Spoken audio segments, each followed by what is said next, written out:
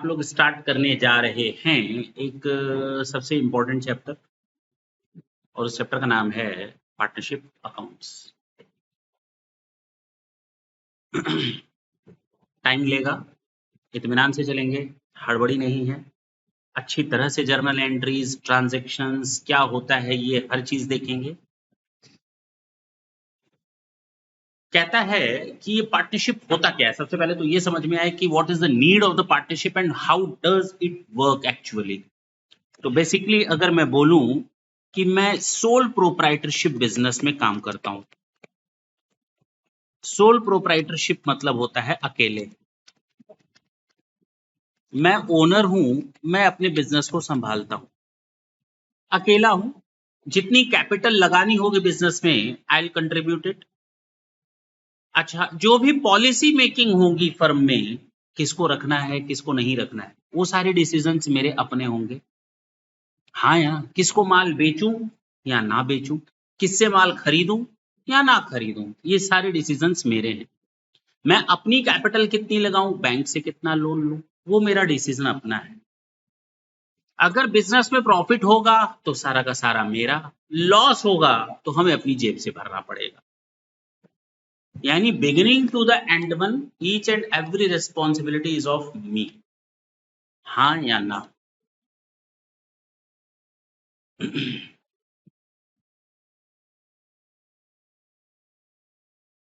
ये है sole proprietorship. अब इसके कुछ घाटे भी हैं। फायदा तो ये समझ में आया, जितना प्रॉफिट वो मेरा, नुकसान मेरा। लेकिन इसमें हम एक लिमिटेड नंबर तक कैपिटल कलेक्ट कर सकते हैं। 1 करोड़, 2 करोड़, 5 करोड़, 10 करोड़, 15 करोड़, 20 करोड़, 25, 50, एक लिमिटेड अमाउंट तक कैपिटल को ही हम ला सकते हैं। और तो और, अगर मुझे मेरे बिजनेस में एक फ्रूटफुल हैंड चाहिए, फेथफुल हैंड चाहिए, तो मुझे किसी पार्टनर की तो जरूरत पड़ेगी। अगर मुझे कोई एक्सपर्टीज नॉलेज चाहिए किसी एरिया में, तो अब वो मैं कर नहीं सकता, क्यों ना किसी पार्टनर को ही जोड़ लूं। मैं किसी नए एरिया में जाना चाहता हूं, नया बिजनेस डेवलप करना चाहता हूं, नए एरिया में एंट्रेंस करना चाहते हैं या नए टाइप का प्रोडक्ट बनाना चाहते हैं, तो हम क्यों ना किसी पार्टनर को अपने साथ जोड़ लें। फायदा रहेगा ना? पक्की बात है। अब तक मैं अकेला था, अब हम 2 लोग हो गए, ए और बी। हम दोनों के बीच में अब ये डिसाइड होगा कि तुम कितने के मालिक और तुम कितने के मालिक। यानी इसको हम लोग कहते हैं प्रॉफिट शेयरिंग रेशियो। क्या बोलते हैं? Now they will decide that what the percentage of the profit Mr. A will take and what the percentage of the profit Mr. B will share. Yes or no? ये decide करेंगे वो आपस में। अच्छा, business में जो ये decision लेगा, क्या उसमें ये भी डिसीजन लेगा, या भैया तेरा काम केवल प्रोडक्शन को देखना है, मेरा काम केवल सेल को देखना है? यहाँ दोनों लोग प्रोडक्शन और सेल देखेंगे, कोई दिक्कत नहीं है। That is depending upon their mutual consent. आपसी समझौते से वो फाइनल करेंगे कि मेरा क्या काम, तेरा क्या काम, चलो मिल करके काम करते हैं, ना तेरा काम ना मेरा काम। नहीं समझे? ये भी तो हो सकता है। हाँ या ना? जब कोई नया बंदा पार्टनरशिप फॉर्म में आएगा, या दो से अधिक लोग मिल करके कोई इकोनॉमिक एक्टिविटी करने के लिए तैयार होते हैं, 2 या 2 से अधिक लोग जब कोई इकोनॉमिक एक्टिविटी करने को तैयार होते हैं और उससे होने वाले फायदे को आपस में बांटने का काम करते हैं, मैं केवल फायदे नहीं, फायदे का मतलब घाटा भी, और उससे होने वाले फायदे या नुकसान को आपस में बांटने का काम करते हैं, तो उसको हम पार्टनरशिप कहते हैं। क्या कहते हैं? उसकी डेफिनेशन दी हुई है। जो पार्टनरशिप है ना, वो एक लॉ द्वारा गवर्न होता है, उस लॉ का नाम है partnership act 1932, Indian partnership act 1932, Indian partnership act 1930, इससे गवर्न होता है। थोड़ी देर बाद तुम लोग को एक और नाम पता चलेगा, लिमिटेड लायबिलिटी पार्टनरशिप एक्ट 2008। थोड़ी देर बाद मैं बताने जा रहा हूं। पहले तो हम ये समझ लें कि इंडियन पार्टनरशिप एक्ट 1932 होता क्या है, क्या काम करता है, कैसे काम करता है। तो कहता है, उसका जो सेक्शन है वो हमें डेफिनेशन देता है पार्टनरशिप की। कहता है Partnership is the relation between persons more than one person. Partnership is the relation between persons who have agreed. Person नहीं लिखा है, persons लिखा है, तो ये मल्टीपल हो गए ना. Who have agreed to share the profit of a business carried on by all or any of them acting for all. Partnership is the relation between persons, two or more persons, who have agreed to share the profit. Profit includes loss. Who agreed to share the profit of a business carried on by them or any of them acting for all. या तो सारे लोग business करें या उनमें से कोई एक या दो बिजनेस करें.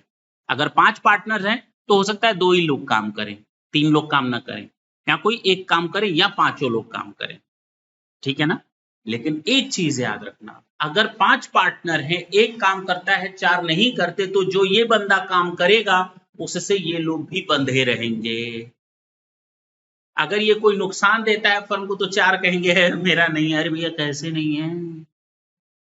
इंडियन पार्टनरशिप एक्ट कहता है कि एक पार्टनर कोई काम करेगा तो उसकी जिम्मेदारी सारे लोगों की होगी. प्रॉफिट हुआ तो, नुकसान हुआ तो, कोई अपने आप को बचा नहीं सकता. बात समझ में आई? क्लियर हुआ?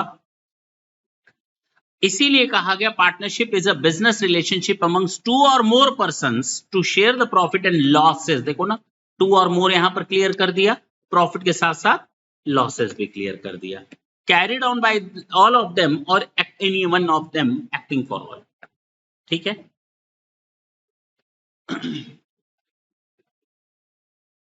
Partners, firm and firm name, ये 3 चीजें देखो. Do you one a partner oh partner, ये होते हैं पार्टनर्स. उन लोगों के नाम क्या है वो अलग है. फर्म में आकर काम करते हैं और फर्म का नाम अलग होता है. 3 चीजें हैं. मान लो ए, बी और सी 3 पार्टनर जोड़ते हैं तो उनकी फर्म का नाम क्या होगा बता सकते हो? Messrs Surya and company. जरूरी है क्या एक सी रहे? अच्छा, अगर मैं कहता हूं पार्टनरशिप फर्म का नाम ए बी एंड कंपनी है तो क्या सी उसमें पार्टनर है? ये कौन बोल दिया? नाम से काम पता चलेगा. हो सकता है सी भी हो, डी भी हो, ई भी हो सकता है Messrs A B and company में जो पार्टनर हो वो ए सी डी हो, बी हो ही ना. ये भी हो सकता है. नहीं समझो, जरूरी थोड़ी है कि नाम से पता चले तुमको. हो सकता है किसी का नाम ना आए, D E F F G H हो, मेसर्स एफ जी एच, और पार्टनर्स हो ए डी सी. कुछ भी हो सकता है, तो उसके पीछे मत भागना. क्लियर है? अब बात समझ में आई? तो ये पार्टनर्स हैं, ये पार्टनरशिप फर्म है जिसमें वो पार्टनर्स आते हैं. The persons who have entered into a partnership, जो लोग मिल करके काम करना चाहते हैं पार्टनर के समय, with one another individuals are called partners. Individually they are known as partner. Mr A is a partner, Mr B is a partner, Mr C is a partner, and collectively they are known as a firm. और सब मिल करके क्या बना लेते हैं? एक firm बना लेते हैं. The name under which the business is carried is called partnership firm या फर्म नेम. ये 3 लोग हैं, अलग अलग नाम से जाने जाते हैं. इन्होंने मिल करके काम करना शुरू किया एक जगह, तो वो कहलाएगी पार्टनरशिप. क्या कहलाएगी? Partnership firm. और उस फर्म का ये लोग नाम कुछ भी दे सकते हैं. अब समझ में आई बात? अच्छा. जो सबसे बड़ा कंफ्यूजन होता है वो यहां पर होता है नेचर ऑफ पार्टनरशिप में. नेचर ऑफ पार्टनरशिप, पार्टनरशिप का नेचर क्या होता है, जरा उसकी बात बताओ. क्या ये सेपरेट आइडेंटिटी होती है?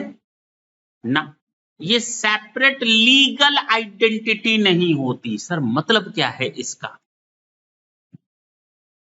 मैं और मेरी फर्म एक ही चीज है.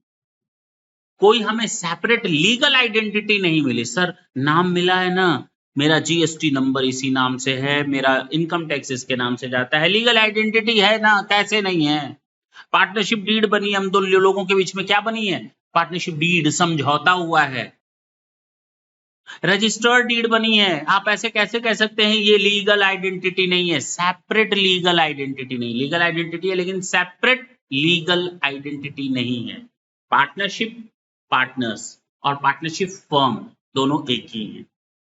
पार्टनर्स और पार्टनरशिप फर्म दोनों एक ही हैं। नाम अलग कर लिया आपने only for the purpose of running your business in a smooth way, that's it. आप अपने बिजनेस को अच्छी तरीके से चलाने के लिए केवल नाम अलग कर दिए, इसका मतलब ये नहीं कि आपकी और आपके फर्म की आइडेंटिटी अलग हो गई। आपके नाम अलग करने से कुछ नहीं होगा। सर ऐसा कैसे, हमें कैसे पता चलेगा कि दोनों अलग हैं, कि दोनों एक हैं? आप कैसे बता दे रहे हैं दोनों एक हैं? आप तो ये कह रहे हैं पार्टनर और पार्टनरशिप फर्म दोनों एक हैं। कैसे पता, बता सकते हो? कौन सा ऐसा हिंट है जिससे ये पता चल जाए कि सेपरेट लीगल आइडेंटिटी नहीं है? देखो लिखा हुआ है इसमें, partnership from the legal view point it is not a separate legal entity from its partners. इसका क्या मतलब हुआ? इसका मतलब ये हुआ कि अगर ए है, बी है, सी है, डी है, ये चोट्टा कोई बिजनेस में फ्रॉड कर दिया, पार्टनर है लेकिन 20 लाख रुपए लेकर भाग गया, तो इसकी जिम्मेदारी क्या एक लेगा? हाँ, लेनी पड़ेगी। बेटा फ्रॉड भी किया है, जेल में तो तू जाएगा ही जाएगा, जेल में तो जाएगा ही जाएगा। कौन? ए हो, पकड़ाएगा तो ए चला जाएगा, सी पकड़ाएगा तो सी चला जाएगा, डी पकड़ाएगा तो, क्योंकि यहाँ पर कोई एक पार्टनर अगर कोई काम करता है तो उसकी जिम्मेदारी सारे पार्टनर्स की होती है। इसको हम कहते हैं अनलिमिटेड लायबिलिटी पार्टनरशिप। क्या नाम देते हैं इसको?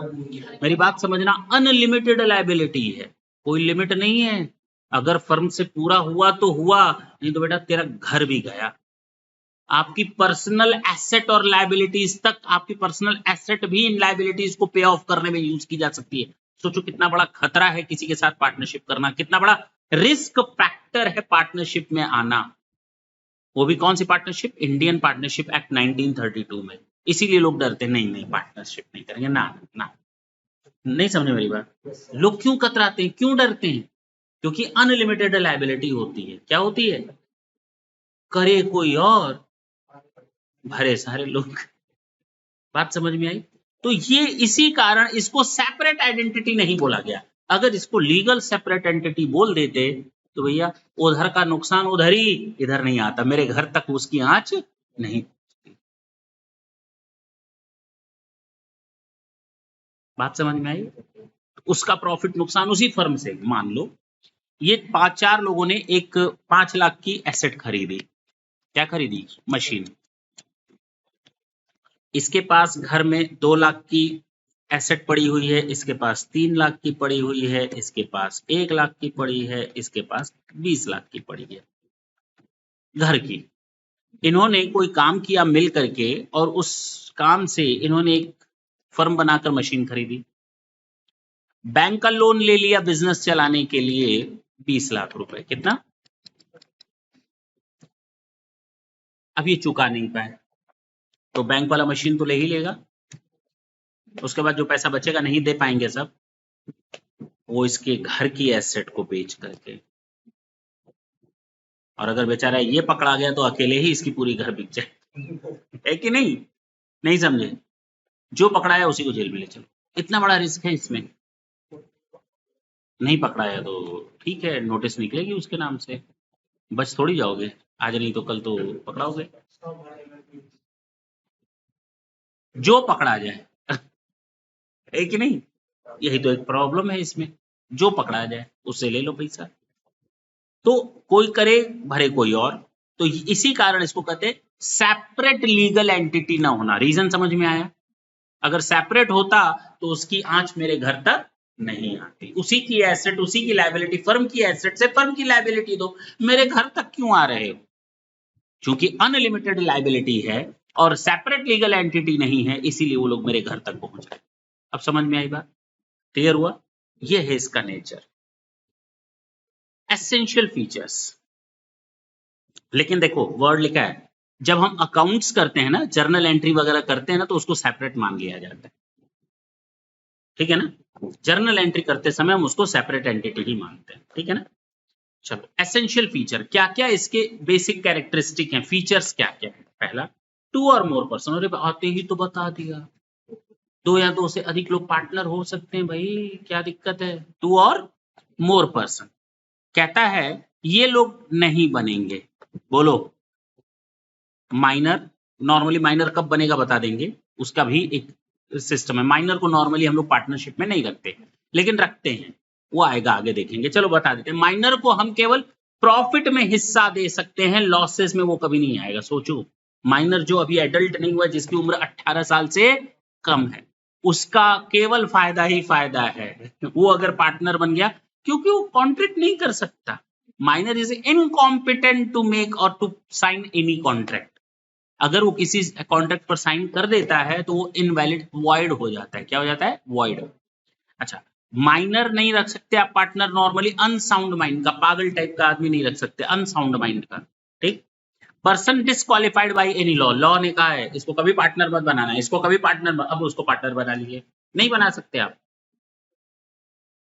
तो माइनर को नहीं बना सकते, अनसाउंड माइंड को नहीं बना सकते, और अगर लॉ ने डिस्क्वालिफाई किया है तो आप नहीं बना सकते। क्लियर है? मैक्सिमम नंबर ऑफ पार्टनर्स, ढंग से सुनेंगे। कंपनीज एक्ट ने बोला है, किसने बोला है? और हम लोग पढ़ क्या रहे हैं जरा देखो तो, पढ़ रहे हैं पार्टनरशिप, और कंपनीज एक्ट हमको बता रहा है तो कितने मैक्सिमम नंबर ऑफ पार्टनरशिप होंगे, पार्टनर्स होंगे। कितने आश्चर्य की बात है।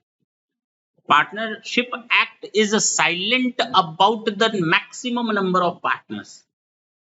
This restriction is imposed by companies act. आएगा वो भी चीज और डिटेल में बताएंगे, पहले इतना समझो कि मैक्सिमम आप कितने पार्टनर्स रख सकते हैं।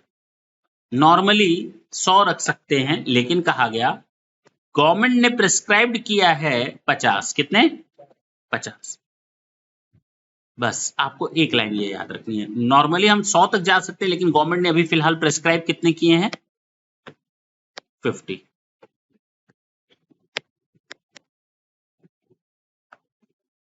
ये लाइन याद रखनी, ठीक है ना। मैक्सिमम नंबर ऑफ पार्टनर्स, कितने कम से कम पार्टनर होने चाहिए एक फर्म में? 2, 3, 4, 5, 6, 7, 8, 9, 10, कहां तक? 50 तक। अगर 50 से ज्यादा पार्टनर चाहिए तो, 100 चाहिए तो, 200 चाहिए तो, 300 चाहिए तो, 400 चाहिए तो कहां जाए? कंपनी बना लो, कंपनी बना लो। 50 से ज्यादा पार्टनर चाहिए ना, कहां जाओगे? कंपनी बना लो। कंपनी बनाकर उनको शेयर होल्डर बना लो, मालिक बन गए सब। हाँ या ना? बात समझ में आई? दोनों में फर्क समझ में आया? अगर आपको एक आदमी है तो प्रोप्राइटरशिप, एक से ज्यादा है, 50 तक है तो पार्टनरशिप हो सकती है, लेकिन अगर 50 से ज्यादा पार्टनर चाहिए तो कंपनी बना लो। तो कंपनी में 2, 3, 4, 5 से कंपनी भी स्टार्ट हो जाती। तो लोग डरते हैं पार्टनरशिप में आने से, तो वो लोग क्या बनाते थे? कंपनी। लिमिटेड लायबिलिटी नहीं है, अनलिमिटेड लायबिलिटी है, तो हम पार्टनरशिप नहीं करेंगे, जाओ क्या करेंगे? कंपनी बनाएंगे। क्यों भाई? कंपनी में ऐसे कौन से सुरखाप के पंख लगे हैं कि आप 5 लोग मिलकर कंपनी बना रहे हो, पार्टनरशिप नहीं बना रहे हो? क्यों? क्योंकि उनके दिमाग में डर है, गलती करेगा एक, भरेंगे सारे। तो कहां चले जाते थे लोग? कंपनियां बनती गई, बनती गई, बनती गई, सरकार के सर पे सर दर्द बढ़ता गया और बहुत बढ़ गया, क्योंकि उसके लीगल कंप्लायंसेस बहुत ज्यादा होते हैं और सेपरेट लीगल आइडेंटिटी होती है। वो आर्टिफिशियल पर्सन माना जाता है कंपनी को, उसके साइन करने की अपनी कैपेसिटी होती है कंपनी की। वो एक ह्यूमन पर्सन की तरह खा पी तो नहीं सकती, लेकिन वो सारी एक्टिविटी कर सकती है जो एक ह्यूमन पर्सन करता है, इसीलिए उसको आर्टिफिशियल पर्सन कहते हैं कंपनी को। तो लोग कंपनी बनाते गए। क्या फायदा था सर उसमें? अरे वही जो बताया, लिमिटेड लायबिलिटी थी। कंपनी की लायबिलिटी को कंपनी की एसेट से ही पूरा किया जा सकता है। किसी का दरवाजा घर का खटखटा, उसकी एसेट को नहीं यूज कर सकते पार्टनर्स या शेयर होल्डर, तो लोग इसीलिए कंपनी बना देते थे। अब सरकार के ऊपर सरदर्दी बढ़ गई, लोग पार्टनरशिप में बनाकर छोटे छोटे फर्म भी कंपनियां बना रहे हैं, जिनको फर्म बनानी चाहिए वो भी कंपनी में आ जा रहे हैं। तो गवर्नमेंट ने कहा भाई एक काम करते हैं, हम एक नई पार्टनरशिप अब स्टार्ट करने जा रहे हैं जिसका नाम होगा लिमिटेड लायबिलिटी पार्टनरशिप, और उसका एक एक्ट बनाया गया, लिमिटेड लायबिलिटी पार्टनरशिप एक्ट 2008।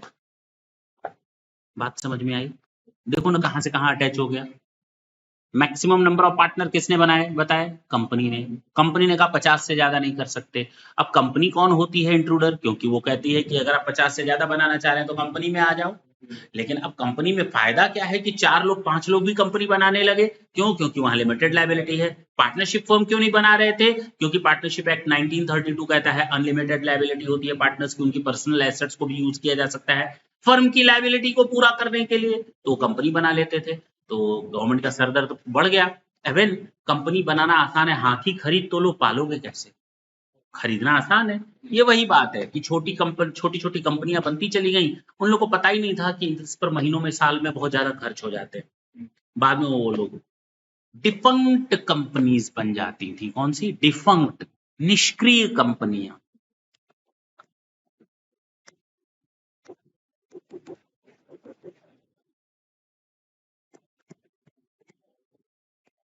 सड़क क्यों जा रहा है? ठीक है, डिफंक्ट कंपनी बन जाते, निष्क्रिय हो जाती। तो गवर्नमेंट के ऊपर भी एक सर दर्द है। नोटिस दो, पूछो, कहेगा छोटे आदमी है कहां से पैसा दें, तो भैया काय के लिए बनाए थे? और सरकार के ऊपर सर दर्द अलग। तो भैया एक काम करो, एक नया फॉर्म ले आते हैं पार्टनरशिप का जिसका नाम होगा लिमिटेड लायबिलिटी पार्टनरशिप, LLP। तो ऐसा क्या फायदा दे दिया गया लोगों को LLP में जो नॉर्मल पार्टनरशिप में नहीं था? अब बात समझ में आई कि लिमिटेड लायबिलिटी है। लिमिटेड लायबिलिटी पार्टनरशिप में लायबिलिटी लिमिटेड है। अब आपके घर की एसेट नहीं जाएंगे। जो कंपनी का फीचर था, बेनिफिट था, वो अब यहां में मिलने लगा।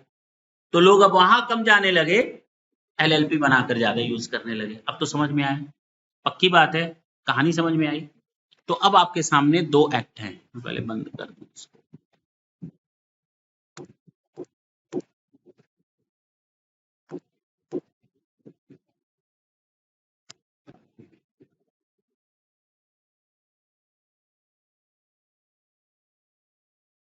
अब आपके सामने मैंने 3 चीजें बताई, जरा ढंग से सुनेंगे। पहला नाम मैंने बताया इंडियन पार्टनरशिप एक्ट 1932। दूसरा नाम मैंने बताया limited liability partnership act.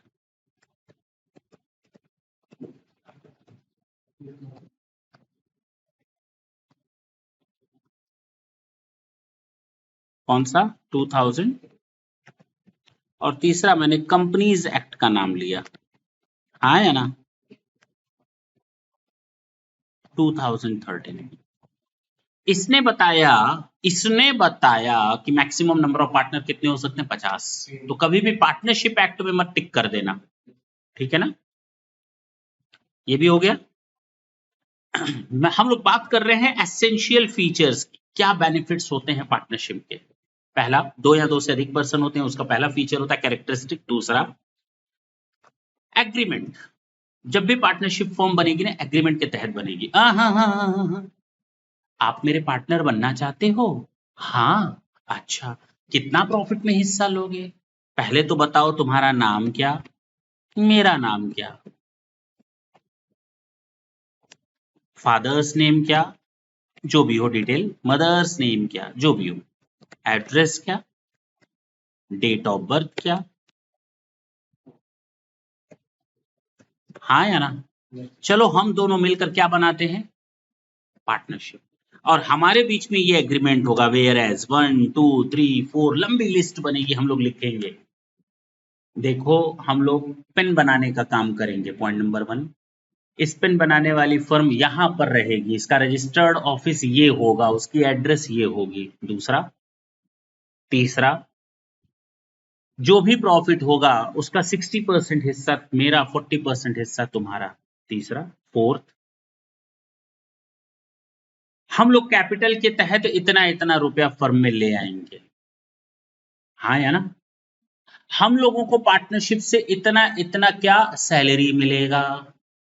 Salary मुझको मिलेगा, तुमको नहीं मिलेगा। हो सकता है क्या?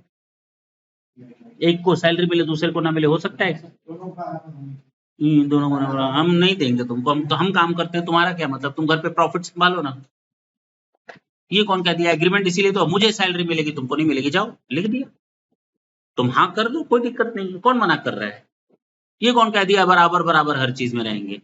हमारे पास 60% हिस्सा, तुम्हारे पास 40% हिस्सा, मानोगे या नहीं मानोगे? मान गया सामने वाला। दूसरा, मैं सैलरी लूंगा 50,000 पर मंथ, तुमको मिलेगी सैलरी ठेंगा, मान गया। मैं सुबह 10 बजे आऊंगा, 8 बजे तक काम करूंगा, तुम घर पे बैठे करके आराम करना, मान गया। तुम जो भी सामान सेल करोगे, ये जो भी सामान सेल करेगा, तुमको 5% कमीशन मिलेगा, मुझे कुछ नहीं मिलेगा, मान गया। मेरी बात समझ रहे हो? नहीं समझ? Now this is the mutual understanding.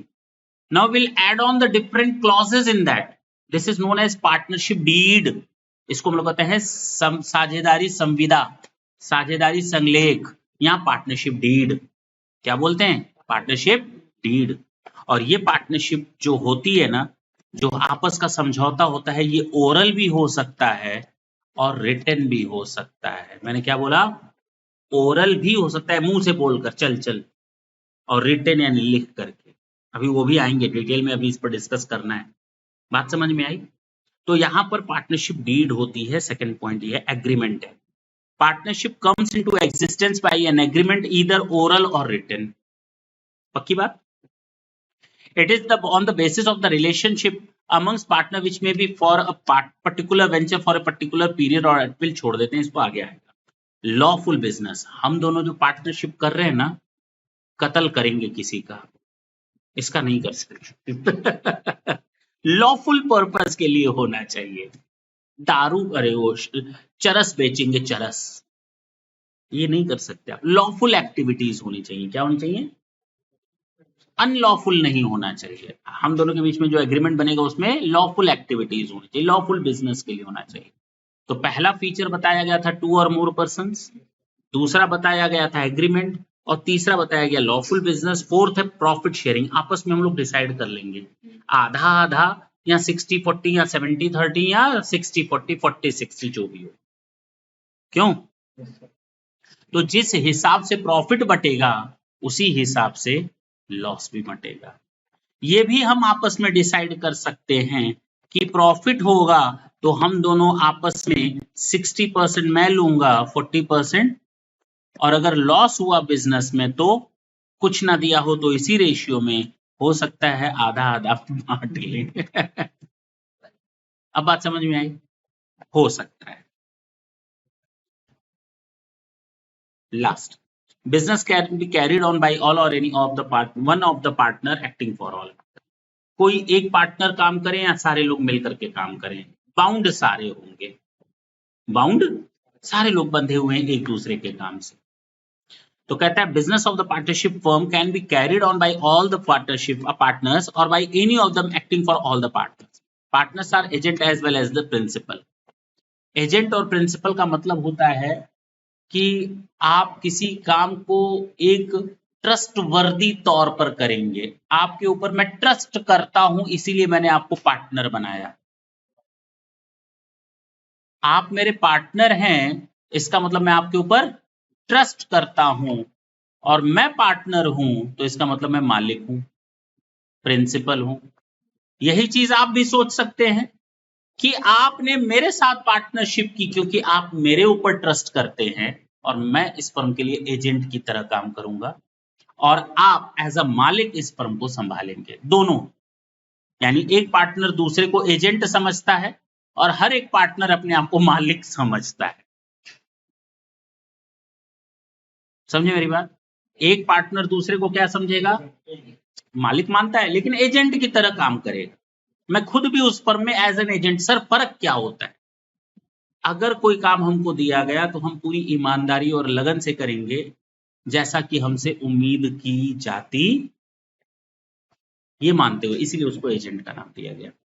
As an agent, he represents other partners and thereby binds them through his act. Or as a principal, he is bound by the act of other partners. मैं दूसरे partners को agent मानता हूं, दूसरे हमको agent मानते हैं। मैं दूसरे को प्रिंसिपल मानता हूं क्योंकि हम लोग मिल करके काम कर रहे हैं। बात समझ में आई? राइट्स ऑफ पार्टनर्स, क्या क्या अधिकार है पार्टनर्स के। हर एक पार्टनर का ये अधिकार है कि वो मैनेजमेंट में इंटरफेयर करे। ये क्या काम किए तुम, ये क्या कर रहे हो तुम? अरे हम ऐसे ही बोल रहे हैं। एक पार्टनर दूसरे को ऐसे बोल सकता है। तुम लोग डर गए, वो भी डर गया। अभी हम नहीं बोले होते तो एक दिन एक बच्चा रो दिया था बिल्कुल क्लास में। सीरियस उसको लगा, मैंने कहा चलो यहाँ से चलो। हम बढ़ा रहे थे, उसी का ही टॉपिक था, कहा चलो, तो बेचारा डर गया कि हम निकलने के लिए बोल रहे हैं उसको। डर गए थे क्या?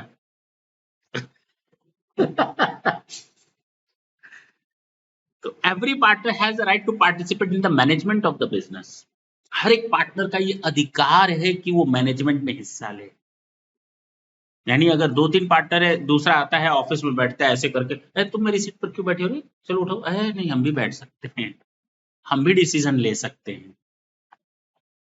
दे are entitled to take the participation in the management of the business, yes or no.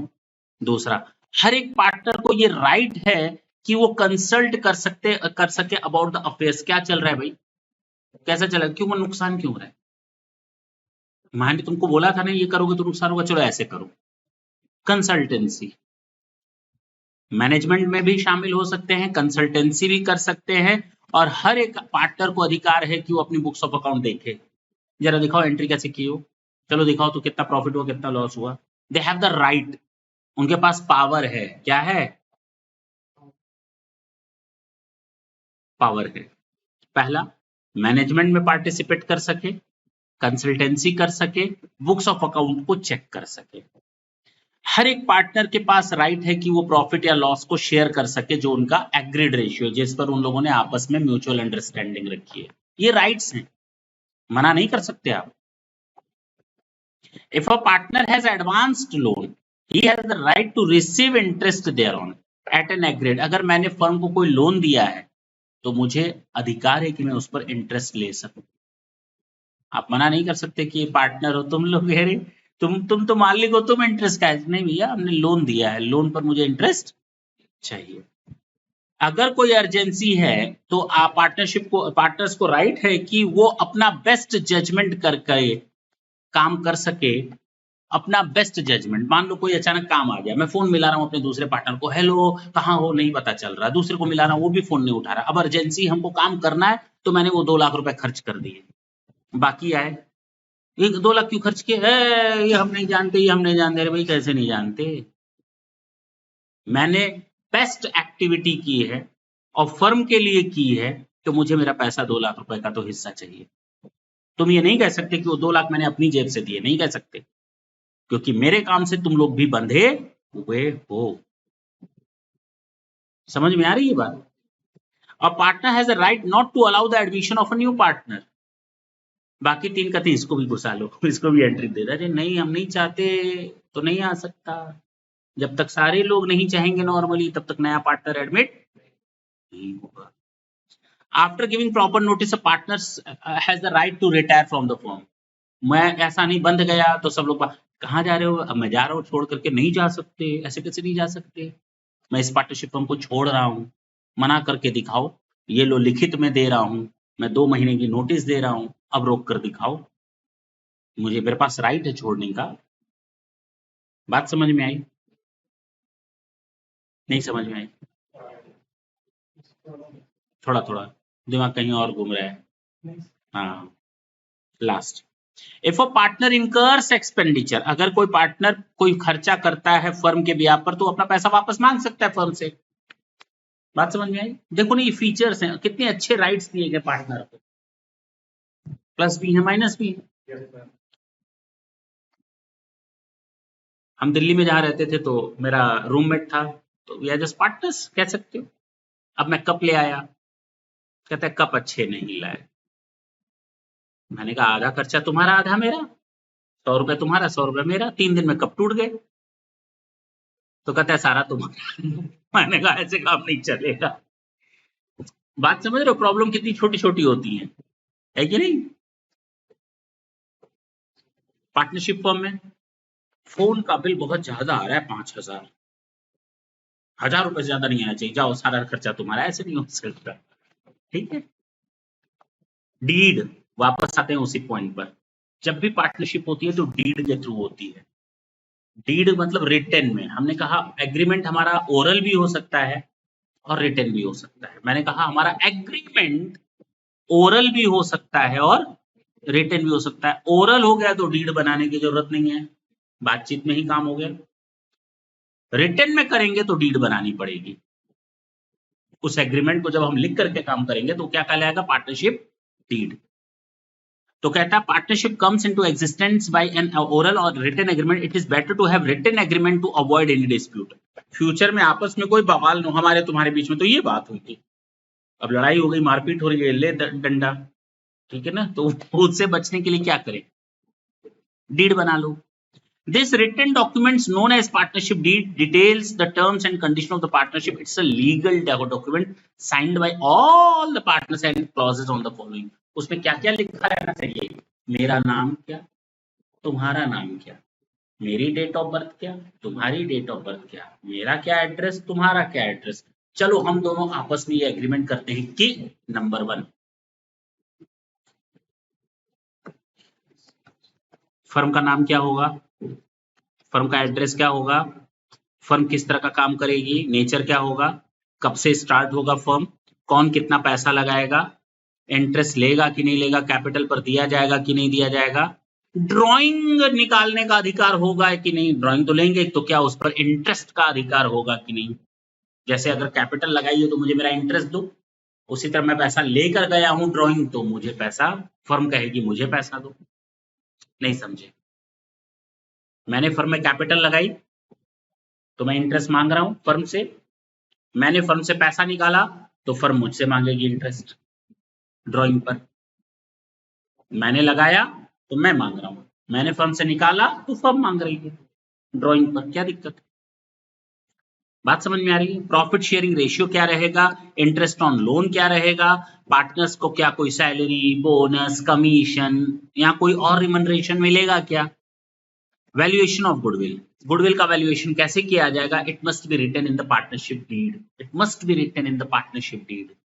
क्या बोला मैंने, क्या क्या चीजें रहेंगी पार्टनरशिप डीड में, मेरा नाम क्या, तुम्हारा नाम क्या, हमारा एड्रेस क्या, डेट ऑफ बर्थ क्या। चलो हम लोग एग्रीमेंट करते हैं कि हम लोग इस नाम से एक फर्म खोलेंगे, इस फर्म में ये काम होंगे, हम दोनों लोग पार्टनर होंगे, हमारा हिस्सा इतना रहेगा, हमारी कैपिटल इतना रहेगी, इंटरेस्ट ऑन कैपिटल रहेगा कि नहीं रहेगा, ड्राइंग निकालेंगे तो उस पर कितना इंटरेस्ट देना पड़ जाएगा, हम लोगों का कोई सैलरी, बोनस, कमीशन, कोई पार्टनरशिप फॉर्म में रिमनरेशन रहेगा कि नहीं रहेगा, हाँ या ना, लोन देंगे तो कितना इंटरेस्ट मिलेगा, और अगर हमारे फर्म की गुडविल का कैलकुलेशन होगा तो किस मेथड से होगा, क्यों होगा, कब कब होगा, किस तरीके से गुडविल का कैलकुलेशन होगा, वो सारी चीजें इसमें लिखी रहती हैं। यहां तो सब एक पेज में आ गया, पार्टनरशिप डीड 6 से 7 पेज में बनती है।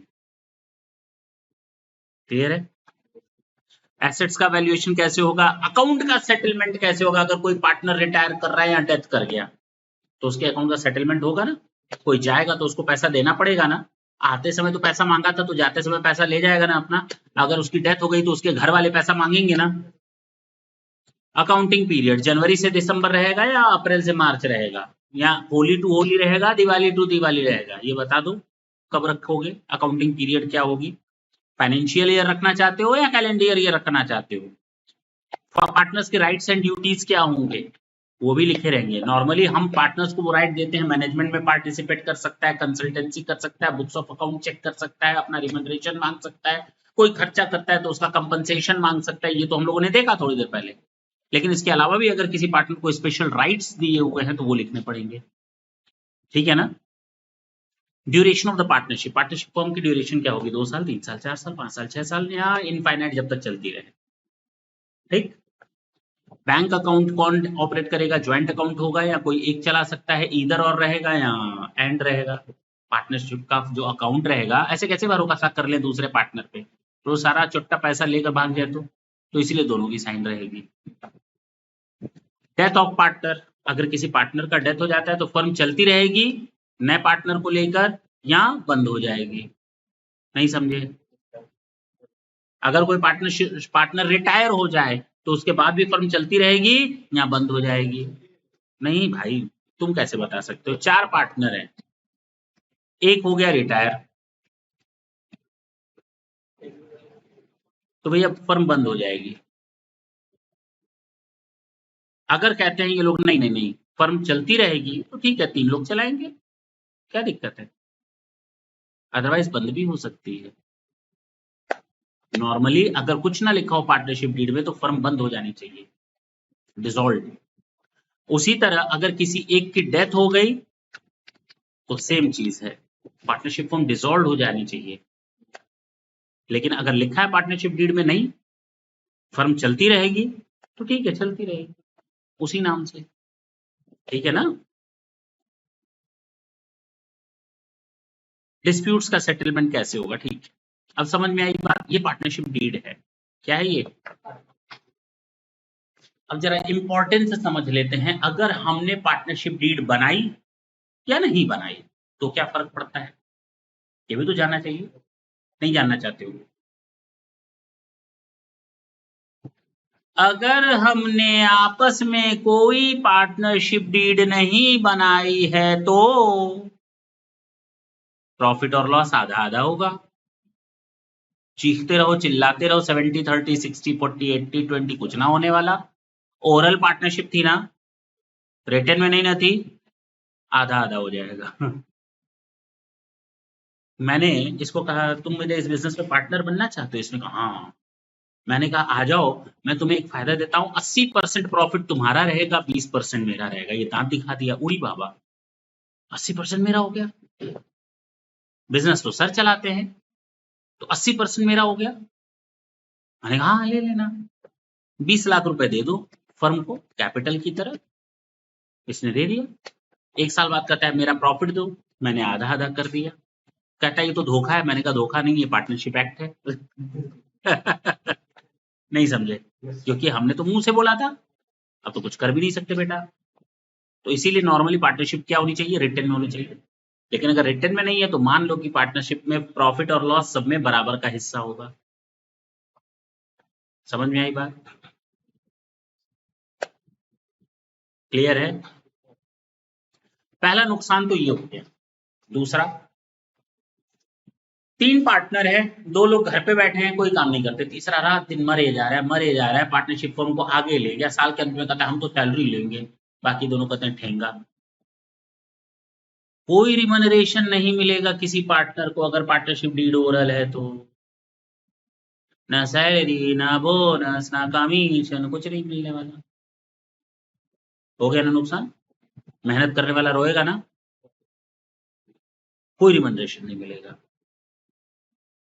इंटरेस्ट ऑन कैपिटल भी किसी को नहीं मिलेगा। क्या नहीं मिलेगा? उड़ी बाबा। इंटरेस्ट ऑन ड्रॉइंग फर्म नहीं ले सकती। लेकिन अगर किसी पार्टनर ने फर्म को लोन दिया हुआ है तो वो 6% पर एनम का इंटरेस्ट मांग सकता है। इतना याद रखना।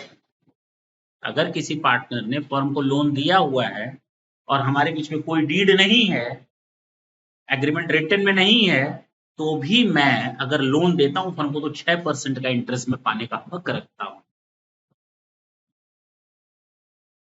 हमसे भले बोला गया हो 16% ले लेना, 18% ले लेना, लेकिन अब डीड नहीं है तो हम कितना ले सकते हैं? 6। तो इतना नुकसान हो रहा है, तो क्यों ना हम लोग डीड को किससे बनवाएं? लेकिन इसके अलावा 3 और लॉस है, सुनना चाहोगे? तीनों पार्टनर आपस में डंडे लात घूसे चला रहे हैं, लेकिन वो पार्टनरशिप फर्म के ऊपर केस नहीं कर सकते, आपस में केस नहीं कर सकते एक दूसरे के ऊपर। क्या नहीं कर सकते?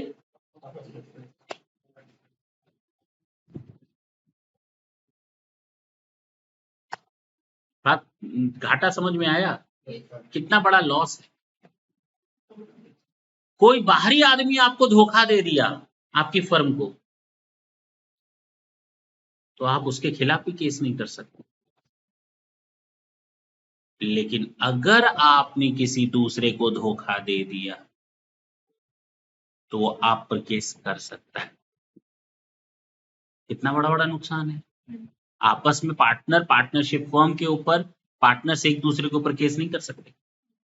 पार्टनर्स बाहरी लोगों के ऊपर या पार्टनरशिप फर्म बाहरी लोगों के ऊपर केस फाइल नहीं कर सकती, लेकिन बाहरी लोग फर्म के ऊपर केस कर सकते हैं। तो ये बहुत बड़ा डिसएडवांटेज, लीगल डिसएडवांटेज। तो इसीलिए कहा जाता है पार्टनरशिप फर्म हमेशा नॉर्मली रिटन में रखो एग्रीमेंट।